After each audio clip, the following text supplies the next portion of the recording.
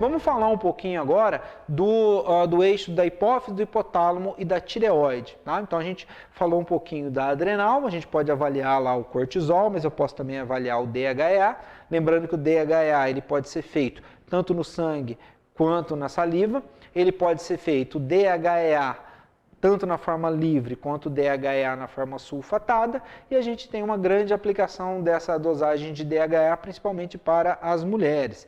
E aqui no eixo do hipotálamo, hipófise e da tireoide, a gente tem que lembrar que o hipotálamo libera o TRH, que por sua vez vai estimular a hipófise a produzir e liberar o TSH, e o TSH estimula a tireoide a produzir T3 e T4. Esses hormônios são produzidos a partir da modificação da molécula de tiroglobulina, né? Modifica-se o aminoácido tirosina, incorpora iodo.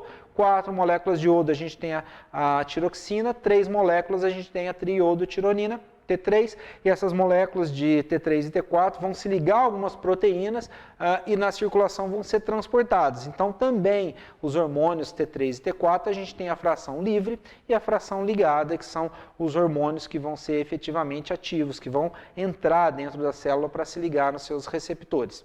E aí eu vou fazer um resuminho para vocês aqui, porque o pessoal tem muita dúvida de como interpretar esses exames, e a gente tem que interpretar esses exames de um perfil conjunto. Tanto o TRH quanto o TSH, o T3 e o T4, o TRH ele é menos utilizado, né? O que a gente faz no dia a dia, né, como a principal causa de alteração de problemas da tireoide está ou na periferia ou na própria tireoide, a gente resolve a maioria dos casos com TSH, T3 e T4.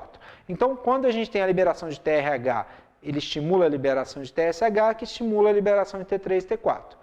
E aí a gente tem a produção de quantidades ideais de T3 e T4. Uma parte do T4 na periferia vai sofrer modificação, né? Ele vai perder uma molécula de iodo através da ação das deiodinases e vai formar o T3 lá na periferia também. Bom, o que acontece é que o TRH também pode estimular a liberação de prolactina. E sempre que a gente tiver um indivíduo que tem hipotireoidismo, que é o quadro que a gente vai ver aqui daqui a pouco na sequência, em que tem o aumento de TSH, a gente precisa avaliar essa prolactina aqui do indivíduo. Por quê?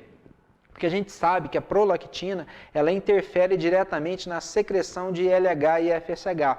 Isso faz com que a gente tenha inibição da produção de testosterona. Então, pessoas que têm dificuldade de ganho de massa ou que têm testosterona baixa, a gente precisa investigar não somente os fatores relacionados à produção de testosterona, mas também a tireoide, porque num quadro de hipotireoidismo a gente pode ter a prolactina aumentada e isso está sinalizando lá para a diminuição da produção de testosterona, inclusive num quadro de infertilidade.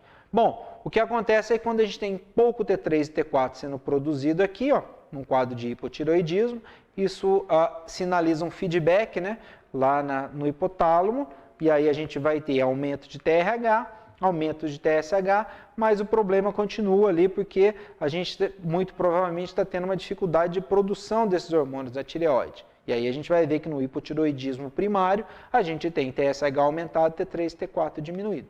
Bom, no hipertireoidismo, no excesso de produção de T3 e T4, eu vou aumentar a sinalização lá para diminuir o TRH, diminuir o TSH, mas a condição continua ali, porque o excesso da produção de T3 e T4 muito provavelmente está, nesse caso aqui, ligado ali a uma alteração, como por exemplo a doença de Graves, um aumento, né, da produção de alguns anticorpos que se ligam ali no receptor de TSH.